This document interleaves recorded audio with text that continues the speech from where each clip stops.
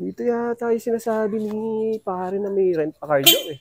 Ay, boss, pwede magtanong, boss? Ay, good evening, Joseph. Good evening, boss. Si Kaloy to, boss, yung naghahanap ng rent a car. Ah, ikaw yung nag-inquire sa rent-a-car ko. Oo, boss. Anong hanap mo, pare? SUV sana, boss eh. SUV. Oo, available ba? Meron tayo niyan, tama-tama.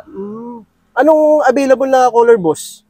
Alin dun? Meron tayong SUV puti, tsaka SUV itim. Eh, yung puti, boss, magkano?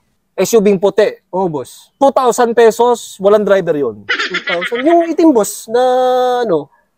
SUV itim, Itim, opo, kung magkano? O, kung magkano? Walang driver, 2,000 pesos na rin para sa'yo. 2,000 din. Oo. Eh, yung may driver, boss? Alin doon? Yung SUV puti o yung SUV itim? Yung puti sana, boss eh. May kasamang driver, kung magkano, 2,500 na lang para sa'yo, pare. Mura-mura. Eh, yung itim, boss. SUV itim. May kasamang driver. May kasamang driver, 2,500 pesos na rin para sa'yo. Mura-mura pa. 2,500 din, pareho. Eh, boss, may tanong ako, boss. Oo, sige. Tanong lang. Sino ba may-ari ng mga SUV, boss? Alin doon? Yung SUV puti o yung SUV itim?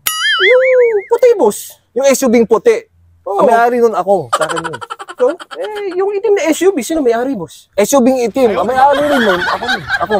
Ikaw din. Teka, boss, parang ang gulo mo yata kausap, boss. Lapok yata to. Gulo mo kausap, boss eh. Sige na, boss.